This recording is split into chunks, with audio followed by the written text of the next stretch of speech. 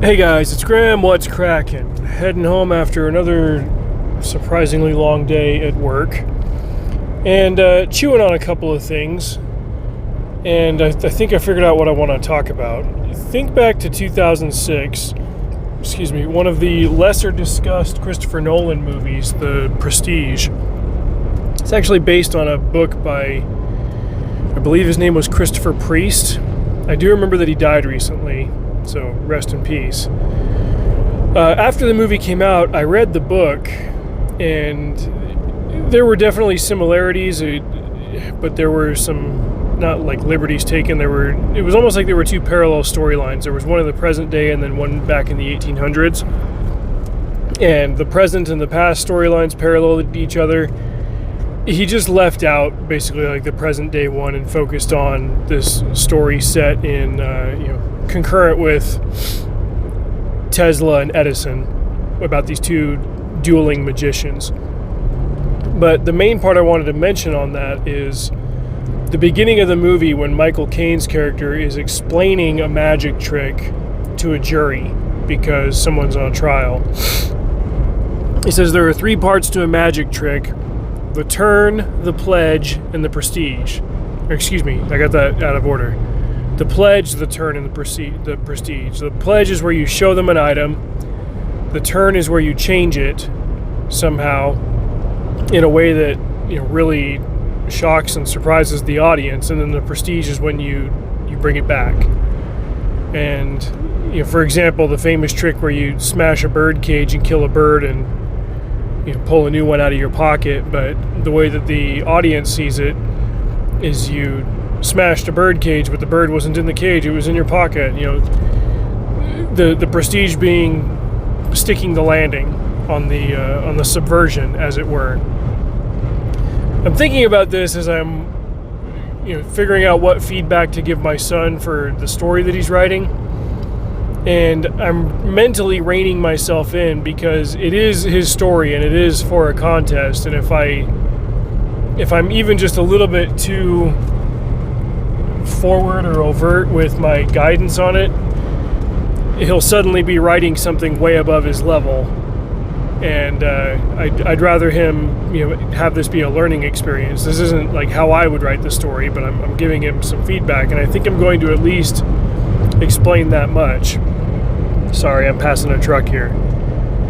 I told him that you've got to have the protagonist and the opponent and the stakes. But now I want to emphasize to him as well, like, you can't just say, oh, well, I have this goal, I have to do this thing, and then your character does exactly that thing and reaches his goal.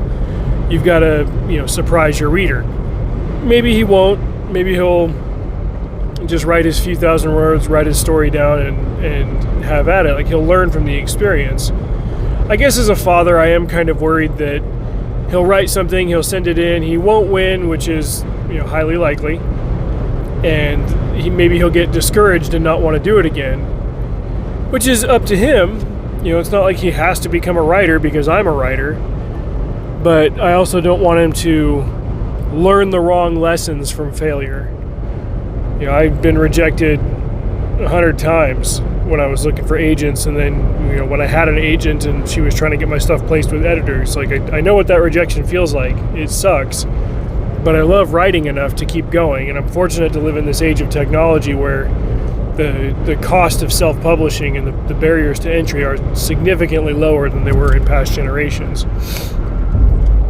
But in the meantime, if I'm going to be teaching my son how to tell a story, I want to teach him the right things so that he can become an effective and an engaging storyteller from a young age. So you've got to state what your goal is, and then your character has to get surprised or something doesn't go according to plan, and he's got to show maybe adaptability, some bad Oklahoma roads, some ingenuity, something like that, so that he can still achieve his goal, maybe in a different way than he had planned, but he can get the job done.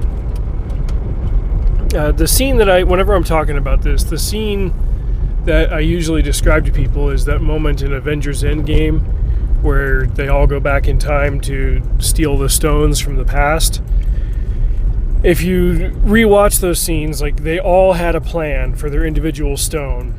and that plan got kicked sideways on all of them, and they ended up having to do it in a way other than how they'd planned. They had to be adaptable, they had to think on their feet, and even maybe get their hands bloody a little bit. Cap had to kick his own butt.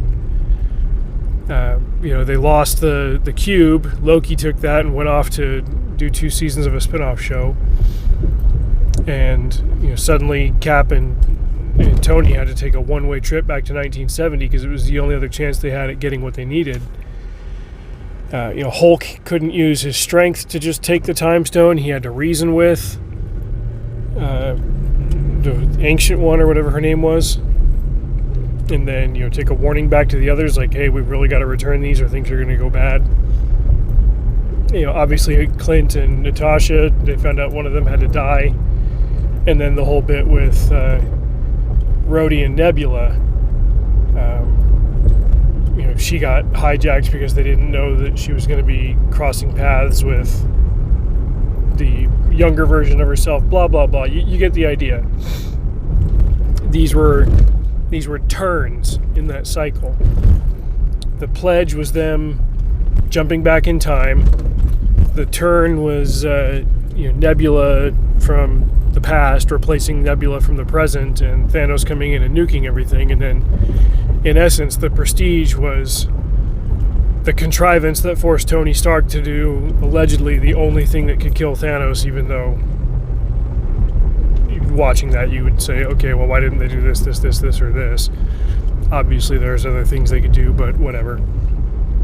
The story had to go a certain way, and so it's within the realm of believability that, Thanos, he's just so powerful, he's such a mighty opponent that whatever else they tried, he might have been able to counter it, but they've got to use the Infinity Stones on him to kill him. So this is just an example. I just paid 20 cents more for gas than the gas station by my house. Like, schizophrenic gas station prices. Anyhow, you've got to be able to surprise a reader. That's what effective subversion looks like, not just flip the tables and say, well, I didn't do what you expected and that makes me a good writer. Like, you've got to stick the landing. Anybody can do the turn. You've got to do the Prestige.